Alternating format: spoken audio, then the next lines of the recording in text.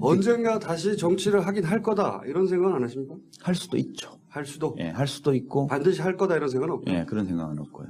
상황이 되면 상황이 그러니까 제가 내켜야 되고, 내가 하고 싶다 그런, 혹은 해야 되겠다. 어떤 조건이면 하고 싶어지는 겁니까?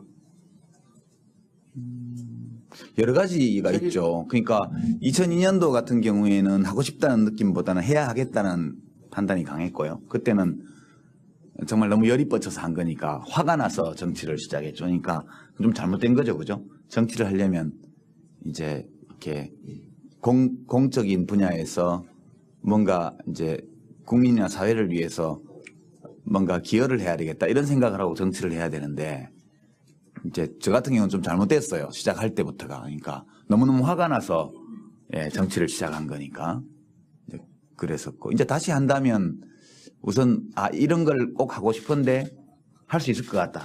그리고 굉장히 그게 내가 다른 일을 하는 것보다는 뜻이 있을 것 같다. 그게 의미가 있을 것 같다. 이런 느낌이 와야 돼요. 두 번째는 이제 그건 제 생각이고 국민이 원해야죠. 국민 여론을 살펴볼 때, 내가 이런 생각을 가지고 이런 일을 하기 위해서 정치를 다시 해야 되겠다는 판단을 했는데, 국민들이 이 내 판단을 이해하고 받아줄 거냐, 그걸 한번 또 알아봐야죠. 근데 나는 꿀뚝 같은데 생각이, 국민들이 영 아니다. 그러면 안 하는 게 맞죠. 출마하기 전에 그걸 모르잖아요. 왜요? 여론조사도 보고, 여론 흐름도 보면 짐작이 가죠. 자, 조금 가벼운 네. 말씀드리겠습니다. 아까 사실 지금 유 선생님께서 하셨던 활동이라든가 작품이라든가 이런 부분도 있지만 그래도 또 우리 문지님들께서 궁금해하는 것이 네. 어쩔 수 없는 연좌제. 네. 예. 그 문 대표님 썰전 나오셨을 때 그때 사람들이 밑에 이제 뭐 자막 뭐 댓글 한 게 뭐냐면 문 대표님께서 유 장관님 쳐다보면서 부를 때 빨리 와라. 네. 그 보시면서 네. 그러니까 선생님께서 보시는 유시민 장관님 네. 또 유시민 장관님께서 당연히 네. 문재인 대통령 되시면 네. 어떤 역할을 하실 만한 게 있지 않을까 어떻게 생각하시는지. 이건 좀 굉장히 비밀 사항인데요. 네. 좋다 이거. 네. 유시민이 7, 8학번 서울대에 입학해서 네. 1년 기숙사 생활을 하고 나머지 3년은 저희 집에서 다녔어요. 네네. 그리고 독일로 유학을 갈 때도 저희 집에 새 식구 주민등록을 옮겨놓고 갔고요. 예. 그 다음에 이러저러한 그 서울 생활에서 일상을 거의 같이 한 네네. 가장 가까운 동생이에요. 네. 그래서 잘 알죠, 모든 거를. 예. 기억에 가장 오래 남은 일은 그때 마침 이제 살고 있던 그 고양시에서 보궐선거가 생겼고 2003년도에 예. 그냥 출마를 하게 됐는데 그때까지 저희 집에 있었어요. 그래서 네. 저한테 네. 그랬어요. 누나 나 이 정치 딱 앞으로 6년만 할 거야. 그랬어요. 예. 그러니까 남아있는 보궐선거 기간하고 예. 노무현 대통령이 계시니까 한 번은 더 해야 네, 될 거 네. 아니에요. 네. 나 애국심이 부족해서 더 예. 길게는 못해. 이렇게 하고 나갔단 말이죠. 예. 그러니까 뒷일을 생각하지 않으니까 옳다고 생각하면 마구잡이로 내지르고 남이 나를 어떻게 생각할지를 네. 배려하지 않고 내가 옳다고 생각하는 일은 마구잡이로 막 내가 이 말을 하게 되면은 적이 많이 생기고 네. 이런 거 전혀 배려하지 않은 거죠. 예. 좌고우면하지 않은 것이고 배려- 옳다고 생각하면 그냥 배려라기보다는 그야말로 정말 이렇게- 정치적 계산을 하는 거죠. 그렇죠. 예. 자, 그러다 보니까 정치인은 100사람의 동지보다 한 사람의 적을 만들지 말아야 된다는 그 룰을 어긴 거죠. 그래서 무지하게 욕도 먹고 안티도 많이 생기고 네. 그랬던 거죠. 만약 정치를 길게 하고 정점까지 올라갈 생각이 있었다면 그렇게는 안 했겠죠. 네. 이제 자기 말대로 됐네요. 그런 비화가 있었군요. 네. 이거 그래서 참. 네. 저렇게 하는구나라는 생각도 들었고요. 네. 근데 이제 동생이라서가 아니고 어쨌든 국민을 생각하는 따뜻한 마음, 네. 그다음에 불의와 불공평에 대한 그 천례적인 어떤 그 분노, 네. 이런 것과 그다음 독일 가서 또 경제학 공부도 하고 네. 또 경제학에 대한 많은 책도 쓴 점에서 보자면은 좀 이렇게 지적 능력이 좀 풍부하고 네. 뛰어난 사람들이 뭔가 국리민복을 위해서 일을 한다면은 좀 더 합리적으로 잘하지 않을까 네. 하는 아쉬움은 좀 있어요. 그런데 뭐 좀이 아니고요. 어쩌겠어요. 엄청 큽니다. 저 선생님께 말씀드릴 건 아니지만 네. 참 많은 사람들이 아쉬워하고 그리워하고 희망하고 있거든요. 근데 예. 정치 그만둔 다음엔 오히려 조금 둥그러진 것 같아요. 아, 동그란 유시민 된 것 같아요. 남들이 들으면 눈사람이 살이 많이 찌셨나? 네, 아유, 참 선생님, 예. 이거 한번 저 말씀 듣고 싶습니다. 뭐 사실 약간 좀 가볍게 가자 그래서 네. 유 작가님 유심 장관님 말씀드리긴 했는데 사실 선생님한테 꼭 듣고 싶은 말씀은 이겁니다. 뭐야. 우리 사회에 네. 어른이시고 네. 어른인가요? 참 네. 많은 이제 가르침도 주시고 하는데 네. 지금 현재 2017년 3월 초중순에 대한민국에 있는 청년들에게 네. 해주시고 싶은 말씀. 네. 네. 청년들이요. 예. 우선 저는 거리에서나 차 안에서나 뭐 지하철에서나 이렇게 청년들을 만나면요. 네. 기성세대라서 참 미안한 생각이 들어요. 네. 열심히 민주주의를 위해서 산다고 열심히 살고 노력도 많이 하고 뭐 짧게지만 감옥도 갔다 오고 그랬는데 이렇게 2030 청년들에게 헬조선이란 말을 듣게 될 줄은 몰랐습니다. 네. 네. 그래서 뭔가 기성세대가 부족했기 때문에 살피지 못했기 때문에 오늘날 이렇게 청년들이 스스로 이렇게 헬조선이라고 지칭을 하나 하는 생각이 들어서 네. 너희들이 틀렸다는 말을 전혀 하고 싶지 않고요. 네. 네. 우선 참 미안한 마음이 들어요. 예. 그리고 어떻게 하면 저 푸르른 젊은 날을 자신이 원하는 일을 하면서 행복하게 살게 해줄 수 있을까? 예. 라는 기성세대로서의 깊은 고민을 하게 됩니다. 그리고 어쨌든 그럼에도 불구하고 청년들에게 해주고 싶은 말은요. 네. 오늘의 대한민국이 그냥 이루어진 것은 아닙니다. 네. 그러니까 오늘의 대한민국을 민주주의와 산업화의 성공이라는 두 개의 기둥이 받치고 있는데요. 네. 오늘 광장에서 이렇게 생각이 달라서 나누어지고 있는 사람들도 네. 그 관점이 틀려서 그런 거예요. 예. 민주주의는 오늘의 이 탄핵 선고를 보면서 이 정도면 세계가 부러워하는 수준으로 우리가 도약하고 있다는 네. 자존감이 생겨요. 네. 그런데 이제 이 한 3년 전인가 그 프랑스 젊은 경제학자 토마 피케티가 네. 인류의 불평등에 대해서 천착을 했잖아요. 네. 그런데 그 본국인 프랑스나 유럽보다는 훨씬 더 미국과 한국에서 그것이 네. 네. 네. 그 네. 토마 피케티가 풍미했어요. 네. 그 지론이. 네. 그만큼 또 네. 신자유주의가 더 심화됐고 그러니까 예. 불평등 지수가 그만큼 한국이 높다는 네, 얘기죠. 그렇습니다. 네. 그래서 민주주의는 성취를 했으되 경제적인 불평등 문제, 양극화 문제, 네. 그리고 유엔이 이것을 이제 사회권이라고 경제, 사회, 문화적 권리를 네. A 규약 네. 사회권이라고 통칭하거든요. 네. 그런데 이제 이 자유권, 정치적 시민적 권리는 국민들이 들고 일어나서 법률을 고치면 네. 법률을 고치는 그 순간에 효력을 발생해요. 네. 네. 그런데 이제 이 유엔이 정한 이 사회권, 네. 그러니까 평등하게 잘 살 수 있는 권리는 네. 뭐 너무 잘 아시겠지만 법률의 문제가 아니라 사회적 유용할 수 있는 가용 자원을 국가가 정책을 통해서 어떻게 분배하느냐 네. 이 문제이기 때문에 굉장히 어려운 문제예요. 네. 그러니까 통계적으로 보면은 한 2만 불 선에 다다르면 반드시 이 문제가 네. 불거져 나오게 되어 있어요. 네. 예. 한국이 지금 그 예. 단계에 있는 것이죠. 그래서 이것이야말로 열정과 의지로 해결하는 문제가 아니고요. 사회적 가용 자원과 네. 그것을 행정부가 집행하는 정책적인 문제로 어떻게 집행하느냐의 문제로 네네. 달려 있습니다. 네. 그래서 유엔에서도 이 사회적 권리는 정치적 시민적 권리와 다르게 이렇게 정의하고 있어요. 사용 가능한 가용한 자원의 최대화를 통해서 점진적으로 구현할 수 있는 권리 이렇게 정의를 하고 있거든요. 네. 그래서 굉장히 어려운 문제예요. 네.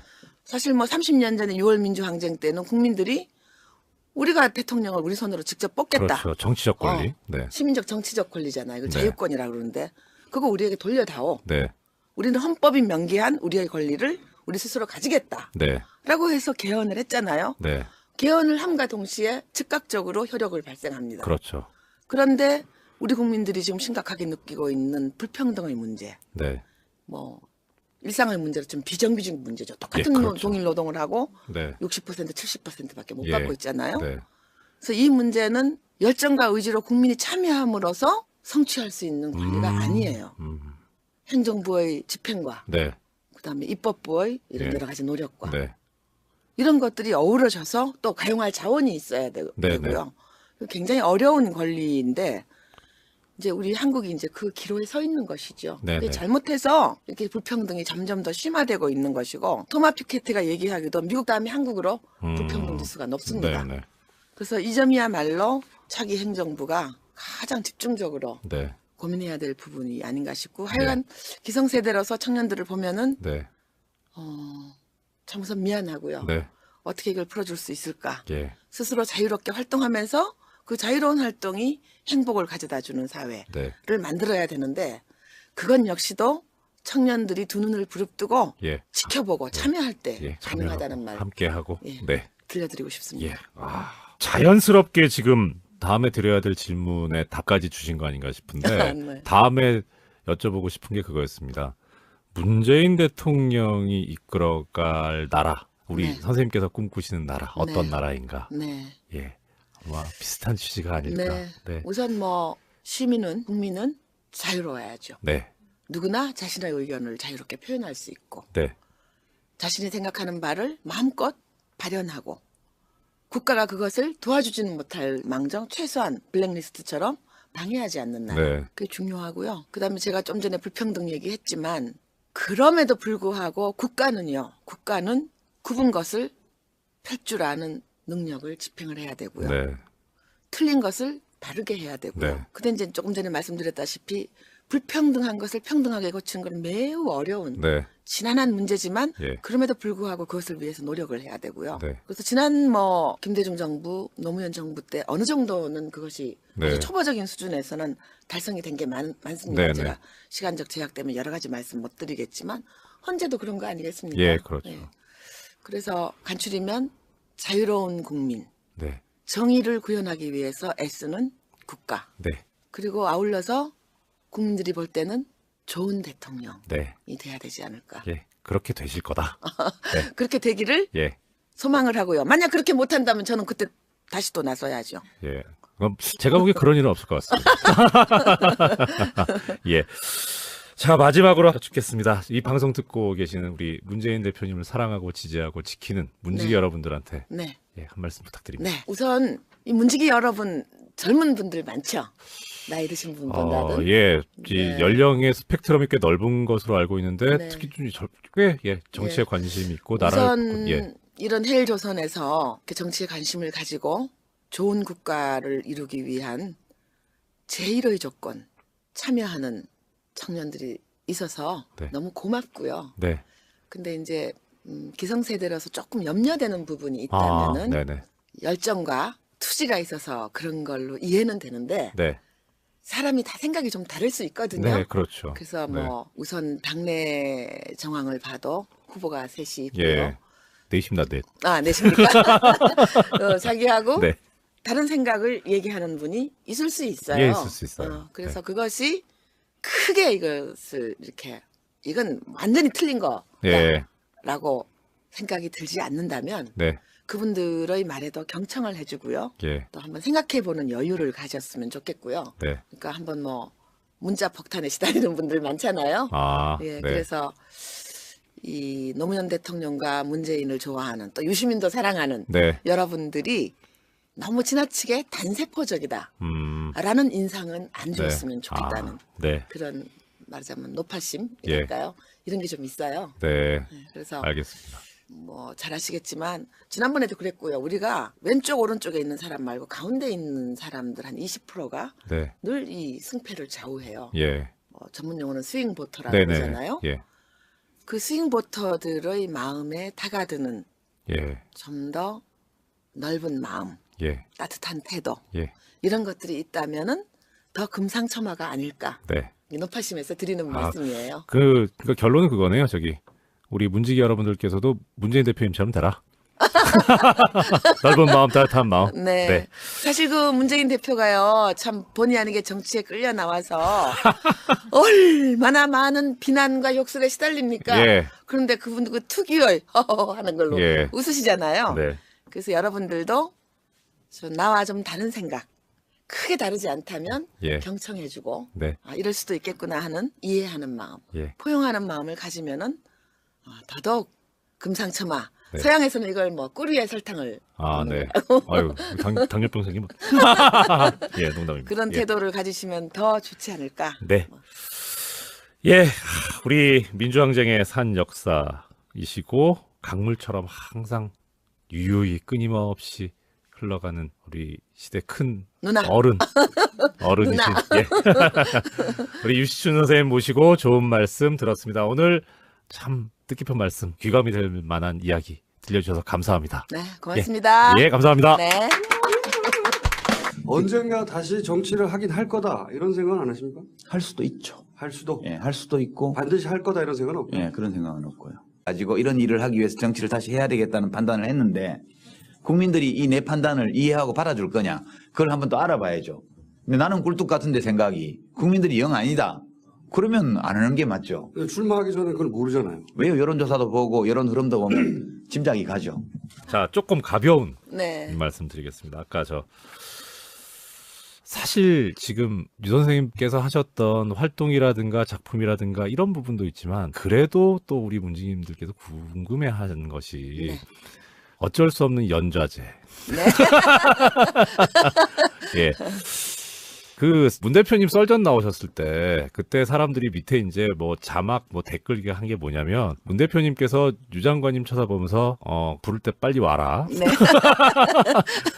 그 보시면서 네. 그러니까 선생님께서 보시는 유시민 장관님 네. 또 유시민 장관님께서 당연히 네. 문재인 대통령 되시면 네. 어떤 역할을 하실 만한 게 있지 않을까 어떻게 생각하시는지. 뭐 이건 좀 그 굉장히 비밀 사항인데요. 네. 아 좋다 이거. 예. 유시민이 7, 8학번 서울대에 입학해서 네. 1년 아쉬워하고 그리워하고 희망하고 있거든요. 근데 예. 정치 그만둔 다음엔 오히려 조금 둥그러진 것 같아요. 아, 동그란 유시민 된 것 같아요. 남들이 들으면 눈사람이 살이 많이 찌셨나. 네.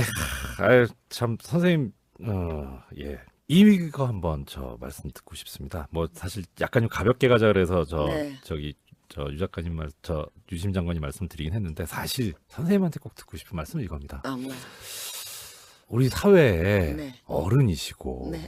어른인가요? 참 네. 많은 이제 가르침도 주시고 하는데 네. 지금 현재 2017년 3월 초중순에 대한민국에 있는 청년들에게 네. 해주시고 싶은 말씀. 네. 네. 청년들이요. 예.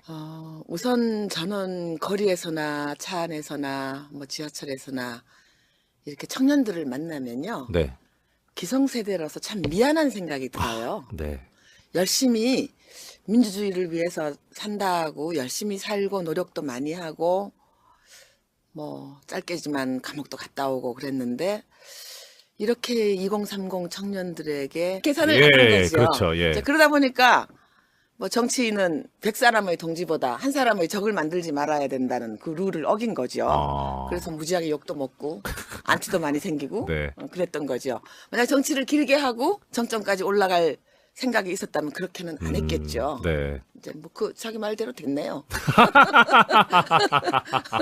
아, 그런 비화가 있었군요. 네. 아, 그래서 이거 참. 네. 저렇게 하는구나라는 생각도 들었고요. 네. 근데 이제 뭐 동생이라서가 아니고 어쨌든 국민을 생각하는 따뜻한 마음, 네. 그다음에 불의와 불공평에 대한 그 천례적인 어떤 그 분노, 네. 뭐 이런 것과 그다음 독일 가서 또 경제학 공부도 하고 네. 또 경제학에 대한 많은 책도 쓴 점에서 보자면은 좀 이렇게 지적 능력이 좀 풍부하고 네. 뛰어난 사람들이 뭔가 국리민복을 위해서 일을 한다면은 좀 더 합리적으로 잘하지 않을까 네. 하는 아쉬움은 좀 있어요. 그런데 뭐 좀이 아니고요. 어쩌겠어요. 엄청 큽니다. 저 선생님께 말씀드릴 건 아니지만 네. 참 많은 사람들이 언젠가 다시 정치를 하긴 할 거다 이런 생각은 안 하십니까? 할 수도 있죠. 할 수도 예, 할 수도 있고, 반드시 할 거다 이런 생각은 없고 예, 그런 생각은 없고요. 상황이 되면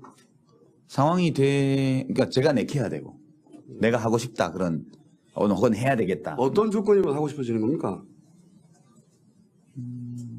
여러 가지가 있죠. 그러니까 2002년도 같은 경우에는 하고 싶다는 느낌보다는 해야 하겠다는 판단이 강했고요. 그때는 정말 너무 열이 뻗쳐서 한 거니까 화가 나서 정치를 시작했죠. 그러니까 좀 잘못된 거죠. 그죠? 정치를 하려면 이제 이렇게 공적인 분야에서 뭔가 이제 국민이나 사회를 위해서 뭔가 기여를 해야 되겠다 이런 생각을 하고 정치를 해야 되는데 이제 저 같은 경우는 좀 잘못됐어요. 시작할 때부터가. 그러니까 너무너무 화가 나서 예, 정치를 시작한 거니까. 이제 그랬었고 이제 다시 한다면 우선 이런 걸 꼭 하고 싶은데 할 수 있을 것 같다. 그게 굉장히 그게 내가 다른 일을 하는 것보다는 뜻이 있을 것 같다. 그게 의미가 있을 것 같다. 이런 느낌이 와야 돼요. 두 번째는 이제 그건 제 생각이고 국민이 원해야죠. 국민 여론을 살펴볼 때, 내가 이런 생각을. 기숙사 생활을 하고 나머지 3년은 저희 집에서 다녔어요. 네네. 그리고 독일로 유학을 갈 때도 저희 집에 새 식구 주민등록을 옮겨놓고 갔고요. 예. 그 다음에 뭐 이러저러한 그 서울 생활에서 일상을 거의 같이 한 네네. 가장 가까운 동생이에요. 네. 그래서 뭐 잘 알죠, 모든 거를. 예. 기억에 가장 오래 남은 일은 그때 마침 이제 살고 있던 그 고양시에서 보궐선거가 생겼고 2003년도에 예. 그냥 출마를 하게 됐는데 그때까지 저희 집에 있었어요. 그래서 네. 저한테 네. 그랬어요. 누나 나 이 정치 딱 앞으로 6년만 할 거야. 그랬어요. 예. 그러니까 남아 있는 보궐선거 기간하고 예. 노무현 대통령이 계시니까 한 번은 더 해야 네, 될 거 네. 아니에요. 네. 나 애국심이 부족해서 더 예. 길게는 못해. 이렇게 하고 나갔단 말이죠. 예. 그러니까 뒷일을 생각하지 않으니까 옳다고 생각하면 마구잡이로 내지르고 남이 나를 어떻게 생각할지를 네. 배려하지 않고 내가 옳다고 생각하는 일은 마구잡이로 막 내가 이 말을 하게 되면은 적이 많이 생기고 네. 이런 거 전혀 배려하지 않은 거죠. 예. 좌고우면하지 않은 것이고 배려- 옳다고 생각하면 그냥 배려라기보다는 그야말로 정말 이렇게 정치적